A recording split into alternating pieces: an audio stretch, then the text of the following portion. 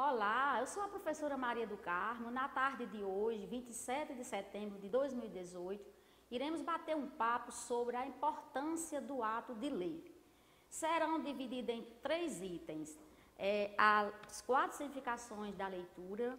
A leitura oferece argumentos para ler e escrever bem e as competências de leitura. Iniciando, você fazer a leitura de um pensamento de um autor desconhecido. A leitura é uma experiência que envolve a troca, o diálogo e a interação. Então, toda leitura envolve essa troca, esse diálogo e essa interação. E essas 3 situações é justamente entre autor, texto e leitor. Então, na realização de uma leitura, existe esse diálogo, essa troca de informações entre o leitor e o texto que se encontra à sua frente e que houve também o pensamento de alguém que foi justamente o autor. Vendo as 4 significações da leitura, porque existem várias significações para a leitura, mas a gente vai ficar aqui com apenas 3 no momento. Primeira coisa, a leitura é, em primeiro lugar, a decodificação das palavras, das sílabas que se juntam, formam as palavras e, consequentemente, essas palavras vão formar as frases, as orações e vai formar os parágrafos e que estes parágrafos constituem o conjunto de informações veiculadas em torno de um tema. Para acontecer essa decodificação das palavras, é preciso que se tenha o conhecimento de como elas se unem e formam e a decifração destas palavras. Justamente são estas palavras que representam as ideias concatenadas de quem escreveu. Consequentemente, existe também uma outra situação importantíssima nessa leitura, que é justamente o respeito aos sinais de pontuação. Com os sinais de pontuação, dá todo sentido ao texto. As entonações, as subidas e descidas de voz são justamente em cima dos sinais de pontuação. As pausas, para tornar a leitura compreensiva, não se pode ler assim linearmente, sem fazer nenhuma pausa, por isso que existem as vírgulas, o ponto final, o ponto de exclamação, o ponto de interrogação, que indicam subidas e descidas de vozes, que indicam perguntas, que indicam apelos, enfim, são os sinais de pontuações que dá todo a beleza e compreensão da leitura de um texto. É nisso aí que caracteriza-se justamente a leitura fluente. Então, esse é primordial ponto da realização da leitura. Se não existe isso, não há como acontecer uma leitura boa, uma leitura correta. Depois vem justamente outras coisas, que é justamente compreender o texto. A realização de uma leitura, ela não é só em si esse mero ponto, mas que ele é fundamental. Porém, precisa de compreender o texto, do leitor se familiarizar com o que está sendo escrito no texto, que justamente cada texto existe um mecanismo de informações que está sendo veiculado naquele texto e que é preciso o leitor ler com atenção para mergulhar no texto e compreender realmente o que acontece, o que o leitor quer informar nesse texto. É principalmente aí também que é justamente nesse exercício de leitura, a gente tem que frisar como ele é importante, que há o exercício da memória. Assim como o nosso corpo físico precisa de exercícios para que esse corpo ande bem, para que esse corpo haja todo um processo do organismo estar bem, assim acontece também com a nossa memória. Então, ler é um grande exercício para a memória. Tanto é que quem lê sempre está lembrando do que leu ou algo que viu em algum lugar. é excelente, tanto é que é provado que as pessoas que já estão na melhor idade, aquelas que gostam de ler, elas sempre estão ativos, elas sempre estão lembrando, sempre estão assim em conexão com a compreensão do que ela vê ao seu redor, seja numa leitura, ou seja numa imagem, ou seja escutando algo. Por quê? Porque ela exercitou a memória através da leitura. Então, esse é um outro ponto fundamental da leitura, quer dizer, ela é vital para as pessoas. Um outro momento também que é importante da leitura é o seguinte: para se entender um texto, tem que acontecer várias leituras. Não dá para, numa primeira leitura, se entender tudo. A primeira leitura é justamente a leitura mecânica, é aquela visão geral que se tem do texto, se faz uma leitura assim rápida, por alto, e aí se tem rapidamente algo, bom, esse texto vai falar disso. Mas aí, para mergulhar no texto, compreender o texto, e aí fazer as outras leituras interpretativas, é preciso que haja várias leituras. Não é numa primeira leitura, nem numa segunda leitura, que se entende tudo que o texto está dizendo, que se entende tudo sobre o pensamento do autor de um determinado texto. Então, o sucesso da leitura é justamente essa repetição. E para existir essa repetição, é preciso que o leitor goste de ler. É preciso que passe a desejar ler, sentir o prazer de ler, sentir que numa leitura há um diálogo gratificante entre leitor, texto e autor do texto. E, além disso, se é um diálogo, é troca de informação. Não há diálogo onde haja só uma visão. Mas, numa leitura aprofundada, acontece um diálogo. E se é diálogo, existe o quê? Troca de informações em que o leitor realiza a sua leitura, faz suas interpretações, tem seus posicionamentos, que podem concordar com o pensamento do autor ou pode discordar. E, através disso, também pode construir outros pensamentos, que servirá tanto para as construções escritas, como também para, na vida, atuar como um cidadão, questionando, colocando seus posicionamentos diante das situações que está à sua frente. Isso é o que Paulo Freire chama de leitura de mundo, porque no ato de leitura pode-se ver não só a parte escrita, que é um pressuposto importantíssimo, que serve de, digamos, de alicerce para, em situações futuras, tornar algo que ajude a fazer uma compreensão de mundo, com suas interpretações e seus posicionamentos. Também é através da leitura que se desenvolve o senso crítico, porque toda leitura desperta.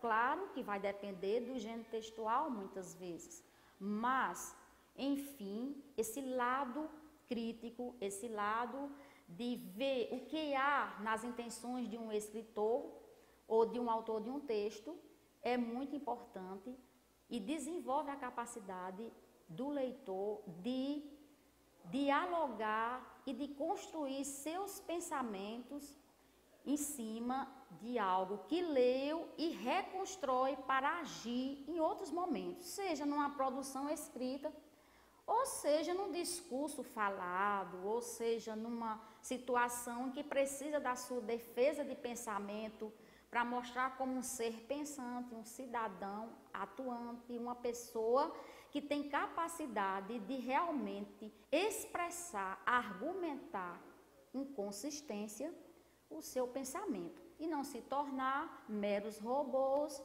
ou objeto de manipulação de ninguém. Eis a grande importância da leitura nesse sentido.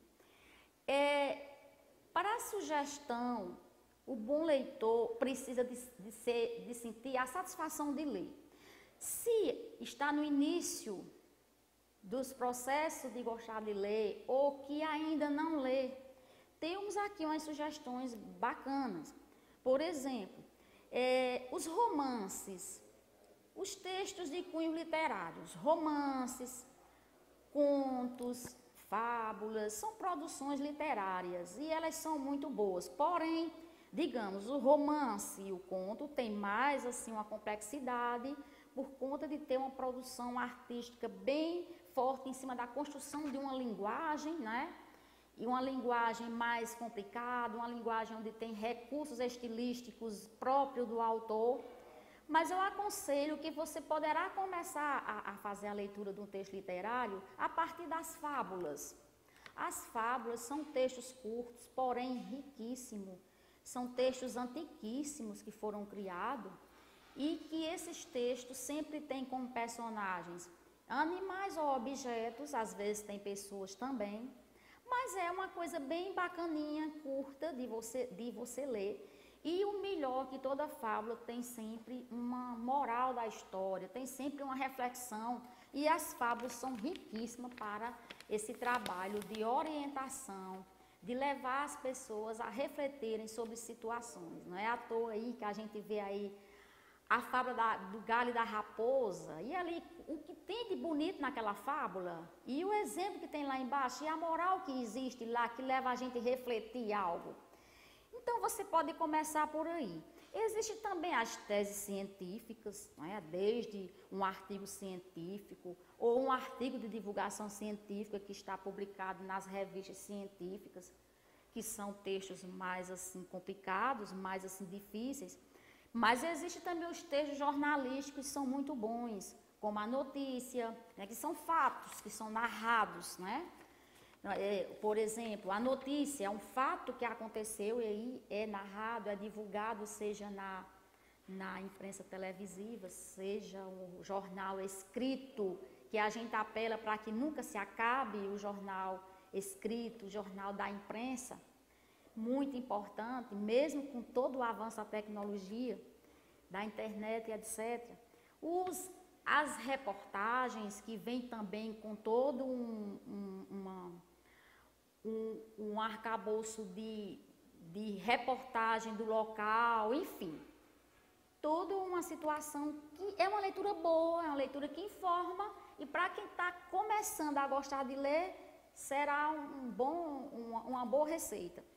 Os editoriais, esses são mais assim, porque o editorial trabalha com uma tese, né? Se pega um tema e aí alguém de um jornal argumenta em cima daquilo ali e desperta o senso crítico do leitor. É bom ver a diferença. Se você está lendo uma matéria que é uma notícia, quando você vai ler um jornal, um editorial, você já vê uma diferença, porque lá é um texto argumentativo, assim como o artigo de opinião também. Enfim, existem os textos doutrinários. Toda religião tem sua doutrina, e nessa doutrina está lá o que é escrito, os objetivos, a finalidade, como surgiu aquela religião. Então, tudo isso são textos enriquecedores, bons de se ler. Até para falar naqueles textos como as receitas culinárias. Hoje em dia já tem muita mulher lá na cozinha, muitas pessoas, também homem, que gostam de cozinhar, de fazer comida, que lê os textos, as receitas de cozinha, onde está bem preparada ali no papel ou em frente a um computador, de como se preparar uma comida. Tudo isso é maneiras, formas de você exercitar a sua leitura. E também os horóscopos, enfim, tem uma infinidade de gêneros textuais. Se eu for citar aqui os gêneros textuais que existem por aí, eu vou passar a tarde inteira. E que você pode buscar de uma forma ou de outra, devagarinho, e você realizar as suas leituras e gostar do que está lendo.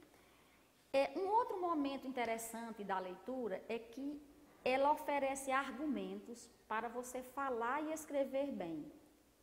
Então, pode prestar atenção, e eu observo isso, que às vezes uma pessoa não tem nem muito conhecimento ligado ao mundo da intelectualidade, mas essa pessoa sabe falar bem, sabe argumentar ideias, sabe colocar algo, questionar, criticar ou também concordar, mas de uma maneira bem colocada. Por quê? Porque essa pessoa lê, a gente sabe logo, a gente já percebe logo, esse camarada lê algo. A gente vê que tem muitas religiões por aí que as pessoas gostam muito de ler lá os seus compêndios, as suas informações doutrinárias, e a gente vê que defende o ideal da sua religião muito bem. Pode ser, às vezes, uma pessoa que não tem nem muito domínio da língua padrão, mas tem uma capacidade enorme de argumentar à sua maneira, às vezes usando até mais a língua, a variante popular, mas defende aquele argumento numa boa, tranquilo, e que a gente tem que ver que ele está com toda a razão. Justamente porque leu, porque se informou. É aí onde está a história da conscientização. Quem lê se conscientiza. Quem lê é mais difícil de ser manipulado. Quem lê é capaz de ver o que está por trás de um texto ou por trás de um discurso. Então, é justamente essa capacidade que a leitura vai desenvolvendo nas nossas capacidades cognitivas de entender, compreender, raciocinar dentro de um determinado tema e perceber todas as intenções. Isso é um ponto fundamental da leitura. Um outro momento também é que a gente observa que na realização de uma leitura é tão interessante. Você lê um texto que está abordando um determinado tema e você deixa para lá, fechou, guardou o texto, mas aí futuramente em uma outra situação você se depara com um momento em que você oralmente vai expor algo. E é mágico, porque tem muitas coisas, o que você leu naquele texto, não com aquelas palavras que você vai colocar num discurso oral. Claro, você não decorou, você não gravou como se fosse a memória de um computador em que a gente clica lá e está lá o documento. Não, mas aquilo que você leu anteriormente serve como um embasamento para você defender ideias oralmente em qualquer local. A gente nem percebe que isso aí é justamente a mágica da leitura. É como se fosse uma mágica. E que não é, mas realmente é o desenvolvimento justamente da nossa memória que ela vai exercitando e esses recursos e essas riquezas de conhecimento são armazenadas lá no nosso intelecto e que futuramente isso é usado de uma maneira tão bacana que ajuda na situação de entendimento, de mostrar realmente o que a pessoa tem de oferecer em termos de conhecimento e colaboração para alguma coisa na vida. Agora vem as competências leitoras. São 3 competências leitoras fundamentais que a gente precisa ver. A primeira competência é ler as entrelinhas dos textos. Todo texto, a gente está falando aqui de leitura escrita, né? Porque existem leituras de imagem, é uma outra situação. Mas as entrelinhas de um texto escrito. O que é as entrelinhas de um texto escrito? É o autor perceber, ou seja, o leitor perceber numa leitura que o autor quis dizer outra coisa ali naquelas palavras que ele colocou. São as intenções que ficam por trás, como se fosse por trás do texto. Quer dizer, por trás de um texto escrito, existe um outro texto, que são as entrelinhas, as intenções que esse escritor ou autor de texto quis colocar. E o bom leitor precisa perceber isso, porque na vida, nas leituras de mundo, precisamos entender e conhecer e compreender as entrelinhas que existem nos discursos. Que muitas vezes o que está sendo colocado é apenas uma intenção de fazer com que diga uma outra situação. Então, se você é o leitor que sempre está lendo, entende perfeitamente, rapidamente, qual é a intenção de alguém que está querendo com aquele discurso. Nós sabemos que todos os textos são organizados em parágrafos. Eu estou falando aqui do texto organizado em parágrafo, eu não estou falando do poema. Poema é outra coisa. Estou falando do texto organizado em parágrafo. E os parágrafos são constituídos de ideia central e ideias secundárias. É toda essa corrente de ideias que forma o texto. E é justamente nessas ideias, e muitas vezes ela não está nem na ideia central do texto, do parágrafo, mas nas ideias secundárias você vai sentir que há algo que pode ser interpretado de uma outra maneira. Isso são as entrelinhas de um texto. O segundo ponto importante na realização de leituras é que ajuda a acontecer a relação dos conhecimentos prévios. Todos nós temos nossas experiências de vida, nossas vivências, o dia a dia. A gente vê que há tanta coisa que a gente faz leituras aí afora. E na leitura de texto, justamente essas vivências, essas experiências servem como se fosse alicerce para a compreensão de um texto num todo.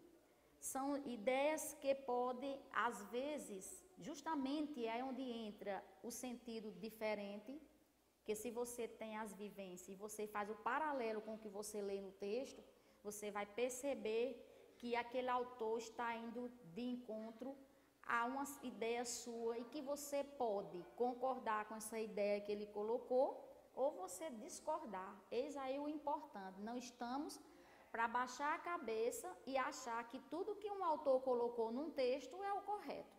É aí onde está o grande momento de, através das suas experiências, de suas vivências, você complementar o que está no texto. Quando eu digo complementar, não é escrever o texto de novo, mas você quer complementar com suas interpretações, com suas inferências, ou você também discordar e construir algo que vai justamente ser mais importante para o interesse que você tem na leitura.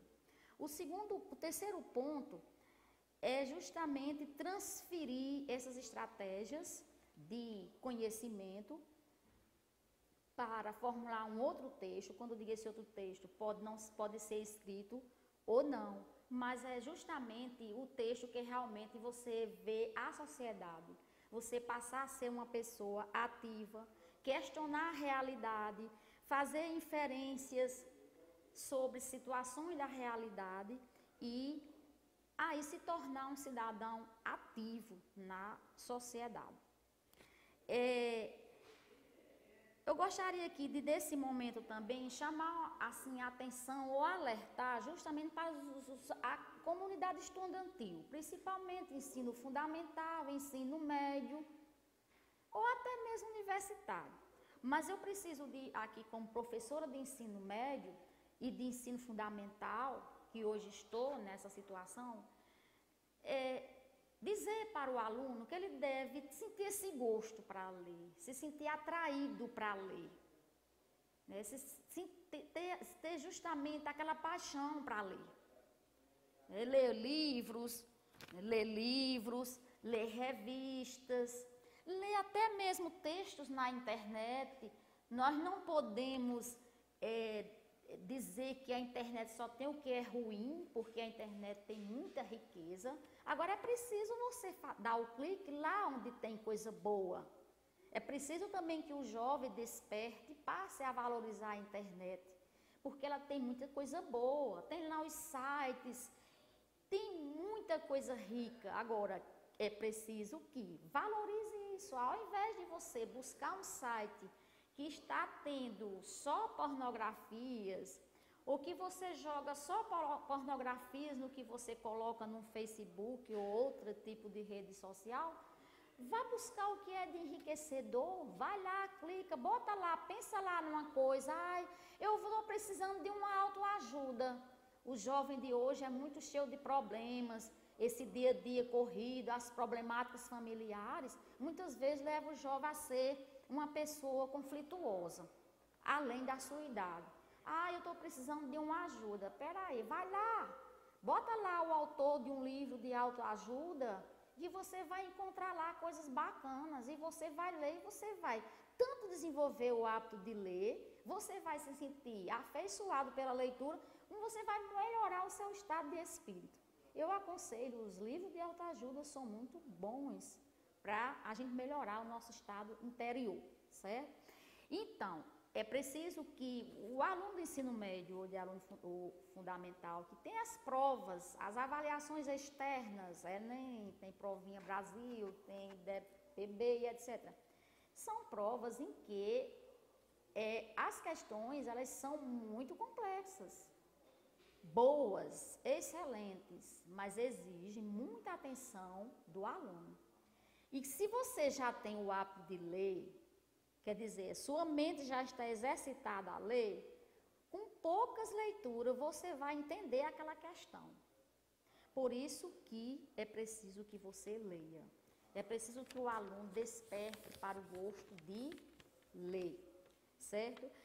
Eu vou terminar com um pensamento aqui também de um autor desconhecido que estava lá no artigo onde eu pesquisei, que diz assim: a leitura permite o despertar de sentimentos e emoções, repleto de possibilidades, permitindo ao leitor inferir, comparar, questionar, relatar e observar a essência do conteúdo. Então, a leitura, ela só é uma leitura que deixou algo para o leitor se o leitor sentir a essência desse conteúdo.